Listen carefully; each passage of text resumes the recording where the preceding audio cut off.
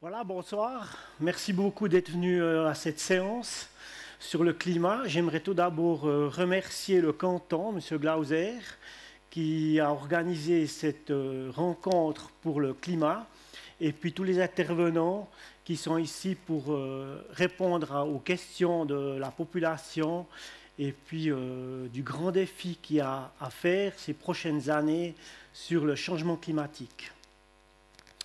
Au niveau communal, qu'est-ce qu'il s'est déjà fait ces dernières années? Des choses importantes qui se sont faites pour réduire l'électricité, donc la consommation électrique. Nous avons en 2015 et 2016, nous avons changé les têtes de candélabres. Ces têtes de candélabres, actuellement, sur le territoire communal, on en a 245 et sur les 245, nous avons pu en changer 178. Et puis ces 178 candélabres qui ont été changés, on a économisé 80 000 kWh par année. Donc ce qui représente quand même un bon montant. Et actuellement, j'ai reçu la nouvelle dernièrement, aujourd'hui même. Donc, on a changé le solde des candélabres, les 67 restants, et puis on va arriver normalement autour des 120 et 130 kWh d'économie par année. Donc, ce qui représente plus ou moins entre 15 et 20 000 francs d'économie financière aussi.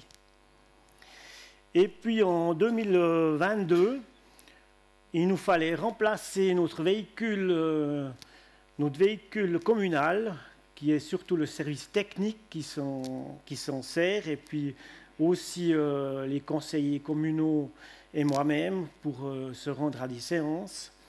Et puis là, la décision a été prise d'acheter une voiture électrique, surtout pour les besoins qu'on en a. On a évalué les besoins qu'on avait. Et puis, vu que c'est une voiture on n'a pas besoin de faire énormément de kilomètres avec, donc c'est une voiture qui se prête très bien pour la commune. Et puis, dans les grands projets qui sont en attente, c'est notre chauffage à distance. En 2021, on a décidé de mettre un chauffage à distance sur la commune. Et puis là, on a quand même certains obstacles du canton et puis ça nous pose certains problèmes. On a changé 3 fois d'emplacement pour trouver des solutions parce qu'on était trop près de la forêt, à 2 places. Une place qui était sur le territoire donc, de la commune et une autre sur le territoire bourgeoisie. Et la suivante, la troisième, était sur donc un accord avec du privé, mais ça n'a pas donné de suite. Donc on a trouvé un emplacement l'année passée dans un de nos bâtiments. Ce bâtiment actuellement il est chauffé à l'électricité et puis on a aussi le collège qui est chauffé avec le mazout. Et puis là on a investi justement pour chauffer dans ce bâtiment, pour supprimer justement l'électricité, le chauffage électrique dans ce bâtiment. Et puis, dernièrement, donc, on a de nouveau eu des problèmes avec le canton parce qu'ils trouvaient que la zone n'était pas conforme à la situation de chauffage à distance. Donc, pour nous, c'est commune, c'est problématique. Trouver des solutions, ça prend du temps et puis de l'énergie surtout. Et puis ça, je trouve assez désobligeant qu'on ne peut pas trouver des solutions à ce niveau-là. Maintenant, dernièrement, on a eu des rencontres avec eux et ça devrait normalement arriver sur une procédure qui est en notre faveur et qu'on pourra avancer dans le temps. Et puis, au niveau des panneaux solaires, donc ça fait déjà quelques années, quand on a eu la rénovation de l'administration et de la gym.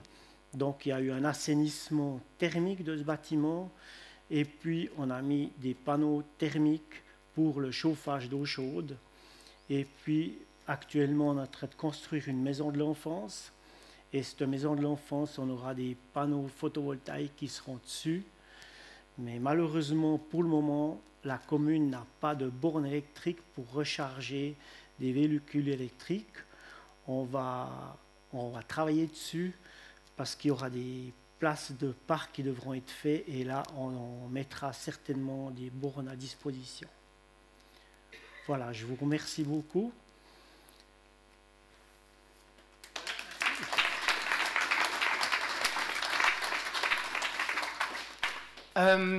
On a vu, il y a beaucoup qui a déjà été fait, il y a aussi encore beaucoup qui doit se faire dans le futur. Maintenant, du point de vue, par exemple, des finances pour la commune, qu'est-ce que ça signifie pour le futur? Est-ce que ça signifie une augmentation des impôts? Ou comment est-ce que vous envisagez justement financer tous ces projets qui sont à venir? Alors, je pense que dans un plan financier, on doit vraiment stratégiquement être dans le plan financier et puis sur plusieurs années, parce que sinon, ça ne va pas être payable. Et puis, chaque commune a ses propres finances communales, donc certaines, ils ont un petit peu moins d'argent que d'autres, et puis là, ça peut poser problème justement pour certaines communes. Vous avez aussi parlé en fait d'autres communes autour en fait de Sonceboz. Est-ce que vous avez quelque chose comme une commission? Est-ce que vous vous échangez régulièrement? Comment ça se passe? Alors on a trouver des solutions, des synergies aussi. On a une fois par année une séance des maires qui se fait dans le Vallon de Saint-Imier. Et puis là, il y a des fois sur la table, il vient des solutions pour l'énergie, effectivement. Monsieur le maire, un grand merci. Aussi des petites pierres de construction pour que vous puissiez, avec grand succès, continuer votre construction. Un grand merci. Merci.